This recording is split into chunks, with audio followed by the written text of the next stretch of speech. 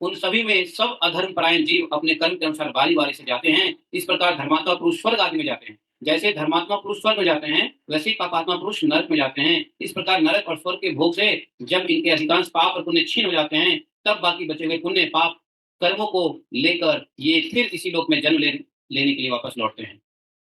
तो स्वर्ग में गए हुए लोग जब पाप भोग लेते हैं, तो भी पुण्य भोग लेते हैं, तब भी आते हैं पृथ्वी पे। और नरक में गए हुए लोग जब पाप भोग लेते हैं, तब इस पृथ्वी पे वापस जन्म लेते हैं। और इन धर्म और अधर्म दोनों से विलक्षण जो निवृत्ति मार्ग है। अच्छा, पाप पुण्य कहाँ होता है? प्रवृत्ति मार्ग में। धर्म अधर्म कहाँ होता है? प्रवृत्ति मार्ग में। लेकिन निवृत्ति मार्ग जो है, क्या है? निवृत्ति मार्ग सिर्फ भगवान की भक्ति होती है। निवृत्ति मार्ग के व्यक्ति कोई चीज़ धर्म के लिए नहीं करता, ना कोई अधर्म के लिए करता है, ना पुण्य के लिए करता है, ना पाप के लिए करता है, सिर्फ और सिर्फ भगवान की भक्ति के लिए करता है, भगवान की प्रसन्नता के लिए करता है। निवृत्ति मार्ग है वो मार्ग। तो कहते हैं देखो उसका तो पहले निवृत्ति मार्ग का तो पहले ही वर्णन हो चुका था द्वितीय स्कंद में। तो पुराणों में जिसका 14 भुवन के रूप में वर्णन किया गया है, वह ब्रह्मांड कोश इतना ही है। यह साक्षात परम पुरुष नारायण का अपनी माया के गुणों से युक्त अत्यंत स्थूल स्वरूप है। तो पूरा ब्रह्मांड है कि भगवान नारायण का माया रूपी स्थूल शरीर है।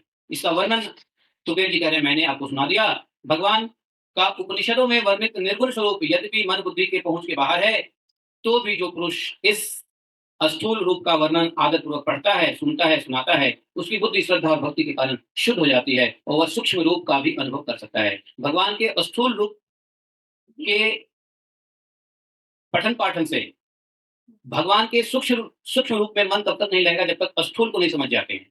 इसीलिए परीक्षित महाराज ने पूछा था, तो सुखदेव गोस्वामी ने, यहाँ पे 5वां स्कंद समाप्त होता है। तो 5वां स्कंद क्यों बताया गया? क्योंकि भगवान के स्थूल रूप को समझो तो सूक्ष्म